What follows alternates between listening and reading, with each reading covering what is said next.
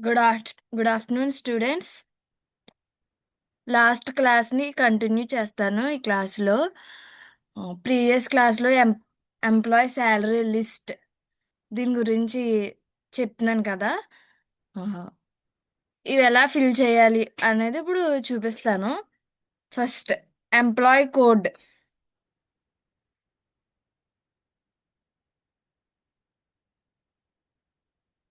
ఆ!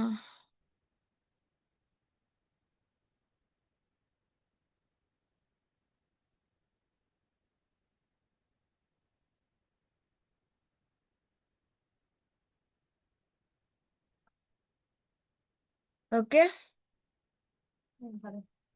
ఇందులో employee names ర్యాండమ్‌గా కొన్ని నేమ్స్ తీసుకుంటున్నా.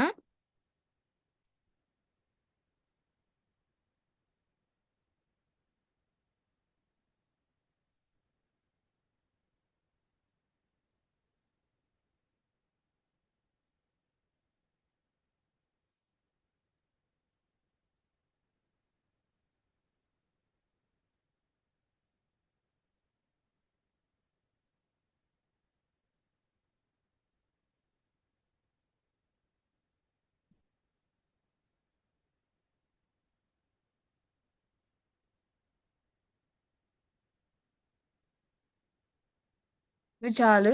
ఎంప్లాయీ నేమ్స్ అయి తీసుకున్నాను కదా! ఇప్పుడు వాళ్ళ బేసిక్ సాలరీ. వాళ్ళ సాలరీ ఎంతో ఎంటర్ చేస్తున్నాను.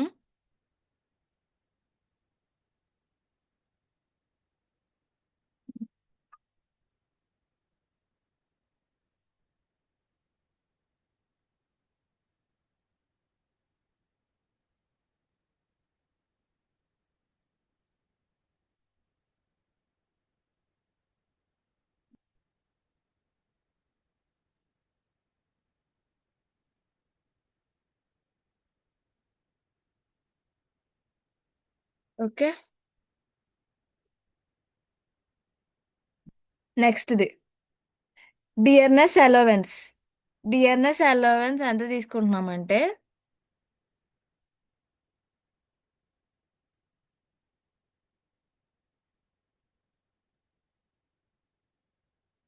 20%.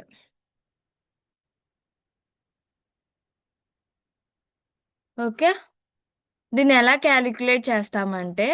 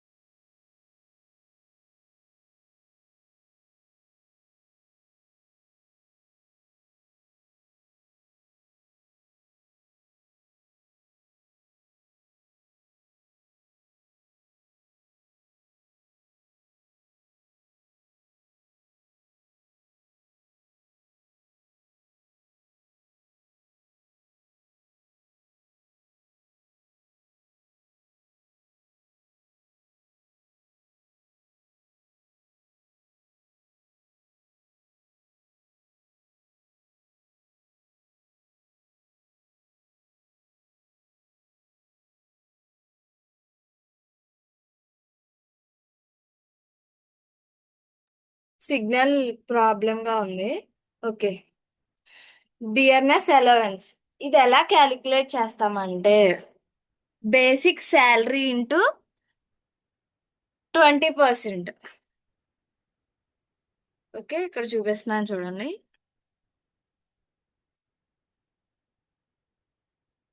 Basic salary into 20%. ఓకే. ఆ! ఇక్కడ ఈక్వల్ టు బేసిక్ సాలరీ ఎంత 25,000. 25,000 ఇంటూ 20%. అంత డిఎన్ఎస్ అలవెన్స్ 5,000. అది నెక్స్ట్ వాటికి కూడా అంతే.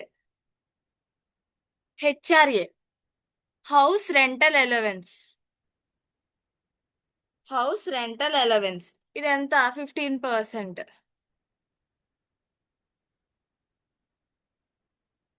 ఇది 15%. ఓకే, ఇది ఎలా క్యాలిక్యులేట్ చేస్తామంటే basic salary into 15%.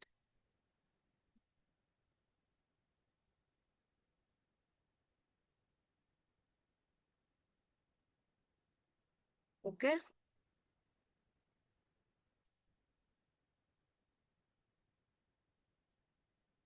Basic salary into 15%.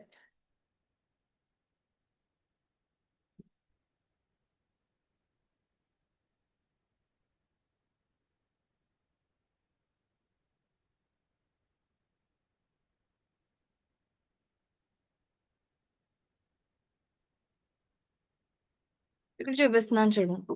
Equal to basic salary into 15%. Enter.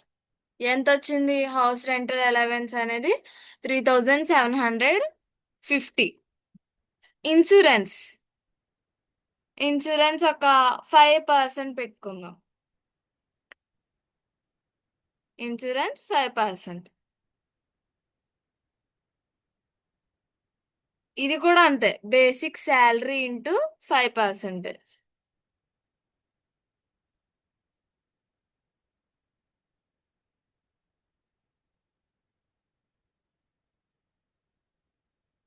Equal to basic salary into 5%. ఎంత వచ్చింది? 1250 అనేది ఇన్సూరెన్స్ అనేది తను పే చేయాలి. నెక్స్ట్ టిఏ, ట్రావెల్ అలవెన్సెస్, ప్రయాణానికి ఖర్చులు. అదెంతంటే 10%.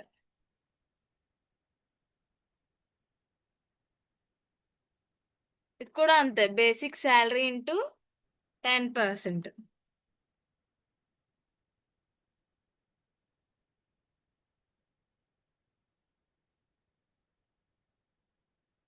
ఈక్వల్ టు బేసిక్ శాలరీ ఎంత?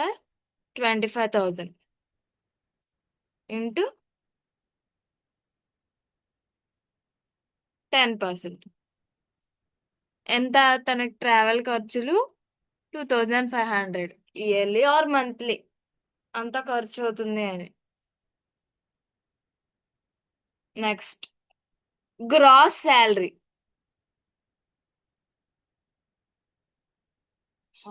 1 minute. ఇది ఇన్సూరెన్స్ కదా.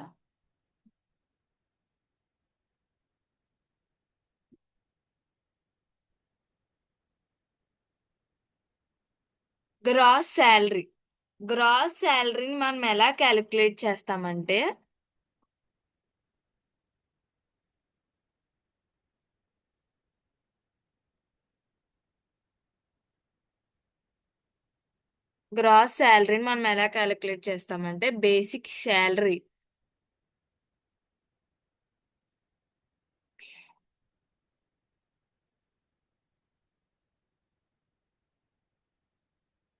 Basic salary plus DA, dear allowances, plus HRA, house rental allowance, plus TA, travel allowance. ఇవన్నీ కలిపి basic salary plus DA plus HRA, house rental allowance, travel allowance.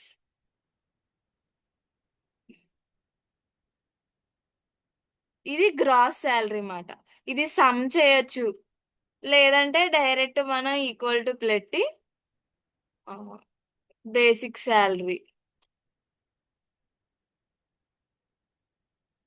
Plus dear allowance plus HRA plus insurance కాదు, మళ్ళీ travel allowance. ఎంత వచ్చింది? 36,250 gross salary మాట. Gross శాలరీని మనం ఎలా క్యాలిక్యులేట్ చేస్తాం? Next provident fund. Provident fund ఇదెంత అంటే 12% అని. 12% తీసుకోవచ్చు. ఒక అంచనాకి మాత్రమే, ఇలాగే ఉండాలని ఏమీ లేదు. 12%. Okay. Provident fund basic salary into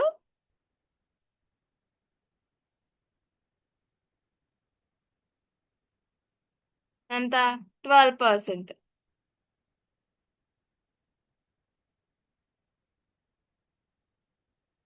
calculate చేస్తున్నాం.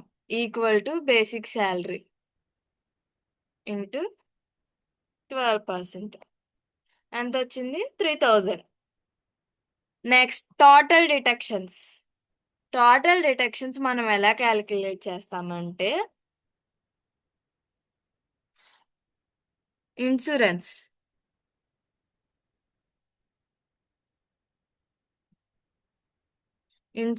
Plus provident fund. Provident fund ఉంది కదా, insurance plus provident fund. Okay. Total detections equal to insurance plus provident fund. ఎంత వచ్చింది? 4250. నెక్స్ట్ ఎన్ఎస్ అంటే నెట్ శాలరీ. నెట్ శాలరీ ఎలా calculate చేస్తామంటే gross salary. Gross salary minus total detections. Gross salary minus total deductions.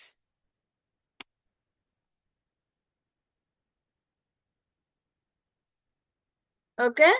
Net శాలరీని ఇలా calculate చేస్తాం అన్నమాట. Gross salary minus total deductions. ఇక్కడ ఉంది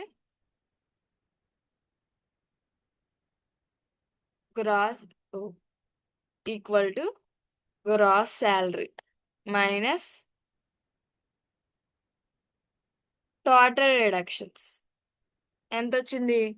3200. ఓకే. 3200. 32,000 వచ్చింది.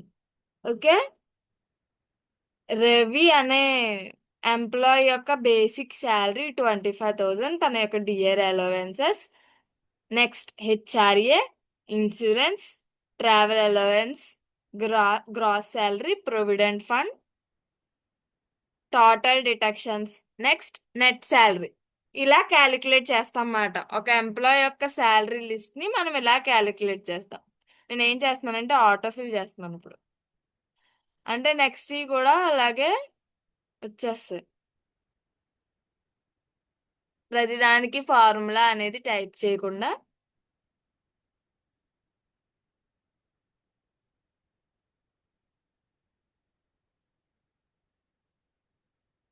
ఓకే. 1 minute.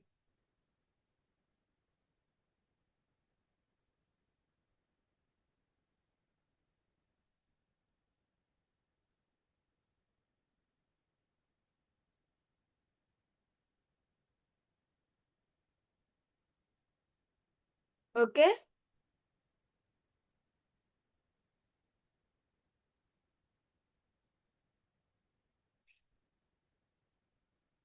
ఓకే. అన్న అర్థమైంది కదా? మీకు అర్థమైందని అనుకుంటున్నాను. ఇప్పుడు ఏం చేద్దామంటే దీని యొక్క చే చేంజ్ చేద్దాం దీన్ని. అలైన్మెంట్ మార్చుతున్నాను. నెక్స్ట్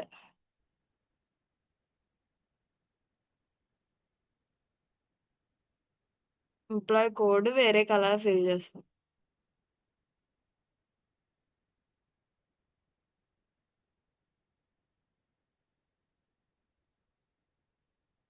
బార్డర్స్ మనం బార్డర్స్ పెట్టలేదు కదా.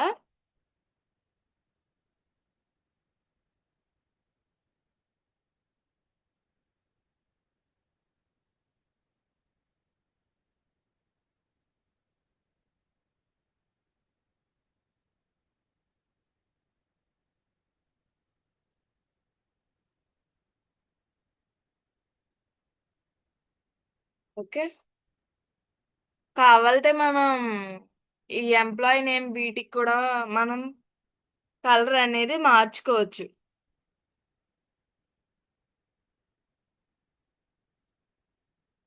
మనం దీన్ని కరెన్సీ చెక్ చేయొచ్చు, అకౌంటింగ్ చెక్ చేయొచ్చు.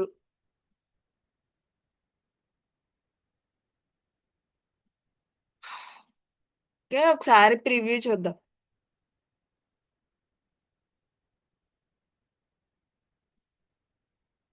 ఎలా వచ్చింది అని.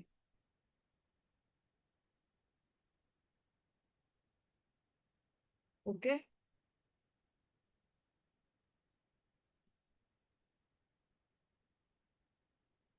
ఇది కూడా వచ్చింది.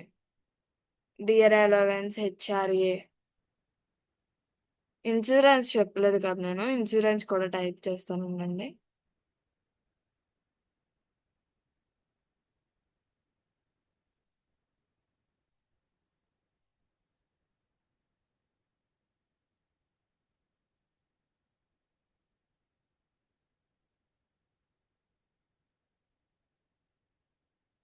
ఇన్సూరెన్స్. ఇన్సూరెన్స్ ఎలా క్యాలిక్యులేట్ చేసాం? Basic salary into 5%.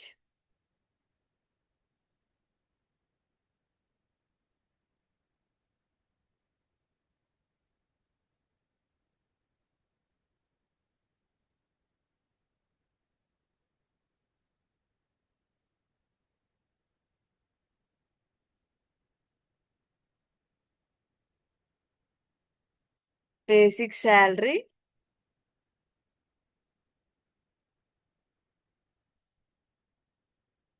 ఇంటూ 5%.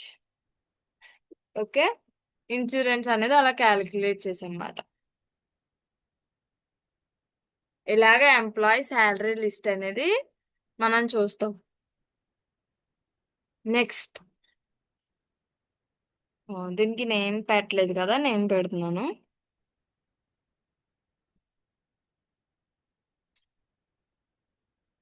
కొంచెం నెట్వర్క్ ఇష్యూగా ఉంది, లోడ్ అవుతుంది. నెక్స్ట్ వచ్చేసి డేటాబేస్.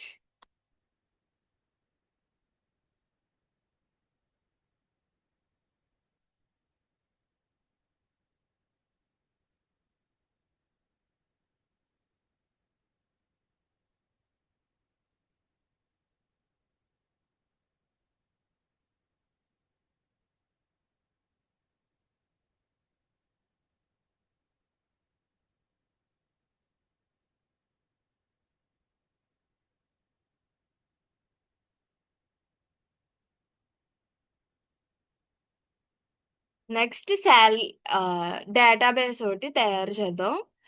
ఆ, అందులో ఏం పెడతామంటే ఫస్ట్ ఐడి, లేదంటే నెంబర్స్. కొంచెం పెద్ద చేస్తాను.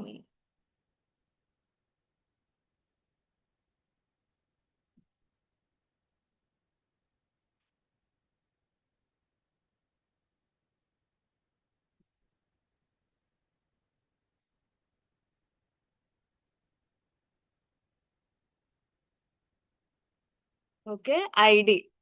Next name. Name, age. Next gender, qualification,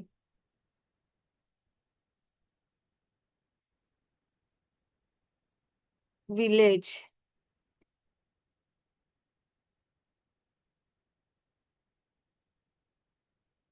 next mandal, district.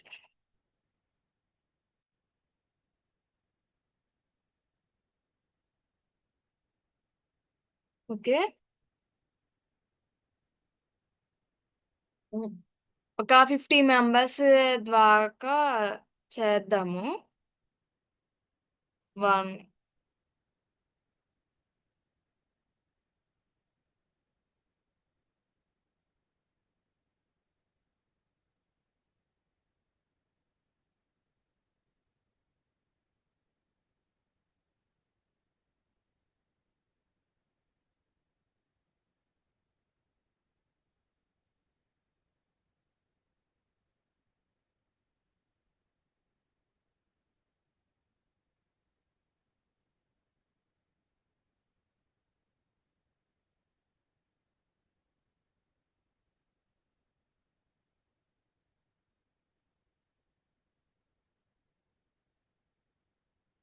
ఒక నిమిషం.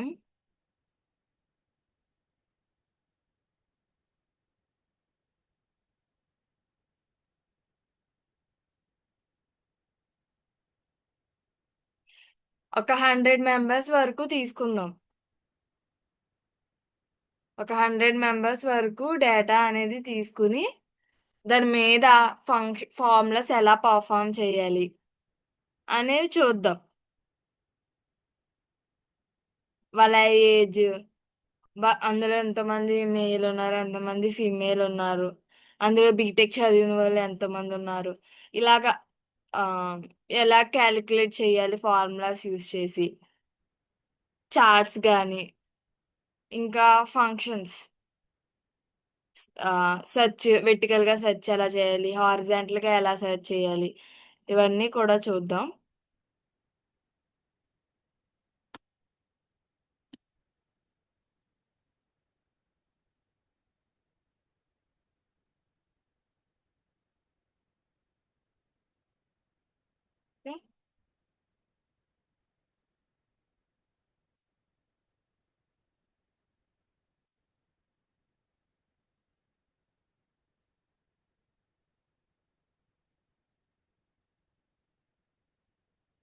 నెక్స్ట్, స్టూడెంట్ ఐడి ద్వారా వీలుకప్ ఫంక్షన్స్ ఎలా యూజ్ చేయాలి. టెక్స్ట్, అసలు సింటాక్స్ అయ్యి చూసాం కదా లుకప్ ఫార్ములాకి, ఆ సింటాక్స్ ఎలాగా వాడాలి అనే ఈ ఫార్ములాస్, డిఫరెంట్ డిఫరెంట్ ఫార్ములాస్ అనేది స్టూడెంట్ ఎలా ఫైండ్ చేయాలి, లేదంటే స్టూడెంట్ ఏజ్ ఎలా ఫైండ్ చేయాలి, స్టూడెంట్ మార్క్స్, ఒక ఇంత 100 మంది ఉన్న డేటాబేస్ లో పర్టికులర్ పర్సన్ యొక్క పర్టికులర్ స్టూడెంట్ యొక్క ఏజ్ కానీ, మార్క్స్ కానీ, వాళ్ళ క్వాలిఫికేషన్ ఏంటి, లేదంటే ఆ 100 మెంబర్స్ డేటాబేస్ లో బీటెక్ చదివే వాళ్ళు ఎంతమంది ఉన్నారు, లేదంటే అందులో ఫిమేల్స్ ఎంతమంది ఉన్నారు, మేల్స్ ఎంతమంది ఉన్నారు, ఐడిని యూజ్ చేసి ఆ ఐడిలో ఎవరున్నారు, ఇలా సెల్ రెఫరెన్స్ ని యూజ్ చేసుకుని ఆ పర్సన్ ఎలా ఐడెంటిఫై చేయాలి. ఓకే, వీలుకప్ తో ఎలా ప్రాక్టీస్ చేయాలి,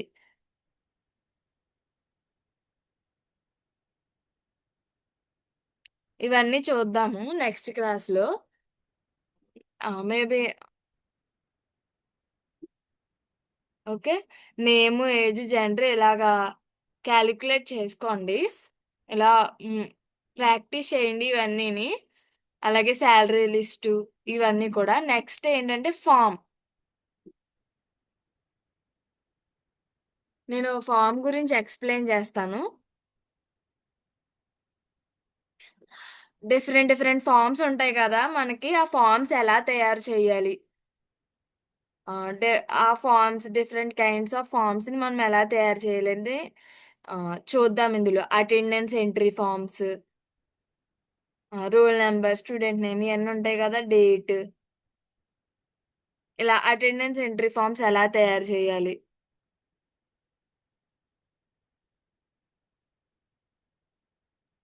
లేదా ఎంప్లాయీ ఇన్ఫర్మేషన్ ఫామ్,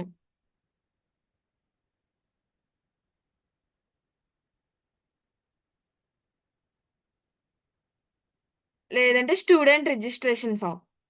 ఇలా ఒక్కొక్క టైపు, ఒక్కొక్క ఫార్మ్స్ అనేది మనం తయారు చేద్దాం. ఇది డేటాబేస్.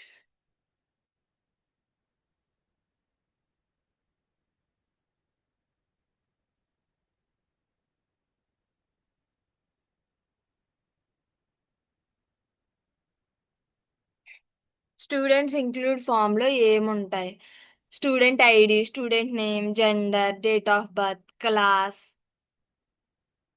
ఇలా ఫామ్ అన్నమాట. ఓకే, డేటాబేస్ అంతా మనం ఎంటర్ చేయకుండా జస్ట్ చాట్ జీపీటీని కానీ, జెమినీని కానీ వాడి కంటెంట్ జనరేట్ చేయొచ్చు. మొత్తం 100 మెంబర్స్ టైప్ చేయడానికి కుదరదు కదా.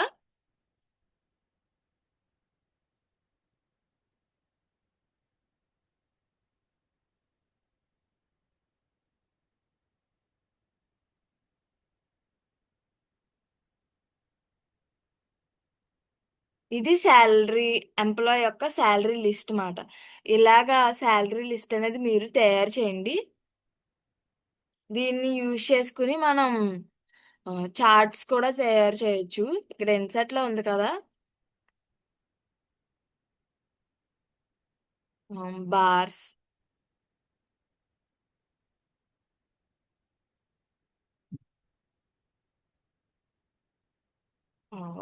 కొంచెం టైం పడుతుంది. ఇది నెట్వర్క్ ఇక్కడ స్ట్రెంత్ సరిగ్గా లేదు.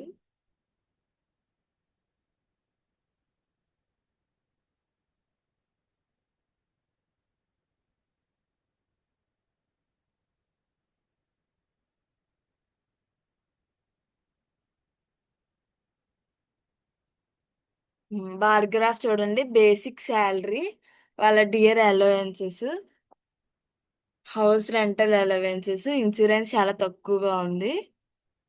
గ్రాస్ సాలరీ చాలా ఎక్కువగా ఉంది చూసారా? ఇక్కడ కలర్, వాళ్ళకి సంబంధించిన కలర్‌ని కూడా ఇక్కడ చూపించారు. మనం ఇలా కాకుండా కేవలం వాళ్ళ బేసిక్ సాలరీ, వాళ్ళ సాలరీ మీద చార్ట్ చేద్దాం. Bar chart. 1, 2, 3, 4, 5, 6. ఇది ఎవరిది? ఇది రవి. ఇది ప్రియ, కిరణ్. కానీ కింద ఇవ్వలేదు. వాళ్ళ ఐడీస్ ఇచ్చారంతే. వాళ్ళ నంబర్స్ ఇచ్చారు.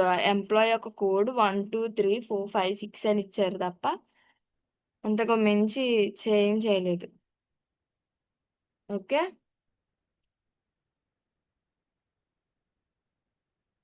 లేదంటే ఇన్సూరెన్స్ కానీ, వాళ్ళెంత ఇన్సూరెన్స్ పే చేస్తున్నారు. ఇలాగ డిఫరెంట్ డిఫరెంట్ ఉంటాయన్నమాట. చార్ట్స్, హిస్టోగ్రామ్ ఇవన్నీ చెక్ చేయండి. నెక్స్ట్ ఇది ఫార్మ్స్.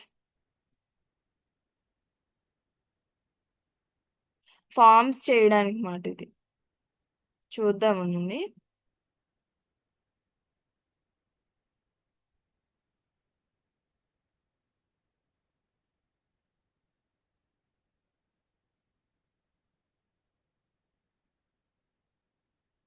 ఓకే.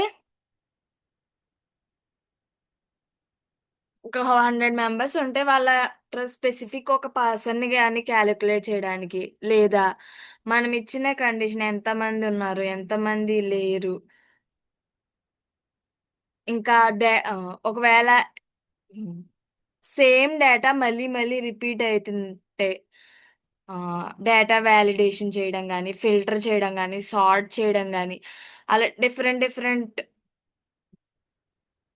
ఏజ్ ప్రకారం సార్ట్ చేయడం, జెండర్ ప్రకారం, నేమ్ లేదా ఐడీస్, విలేజ్, మండల్, డిస్ట్రిక్ట్ ఇలా డిఫరెంట్ టైప్స్ ఆఫ్ సార్టిఫికేషన్ అయిని ఉంటాయన్నమాట. అవన్నీ నెక్స్ట్ క్లాస్‌లో చూద్దాం.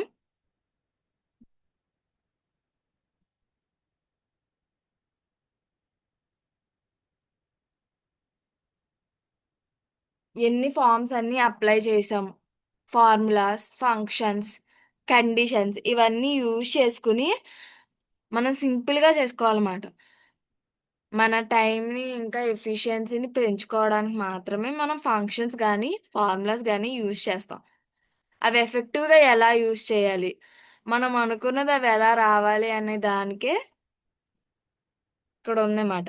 ఇప్పుడు చూడండి, నేను ఒకసారి మాత్రమే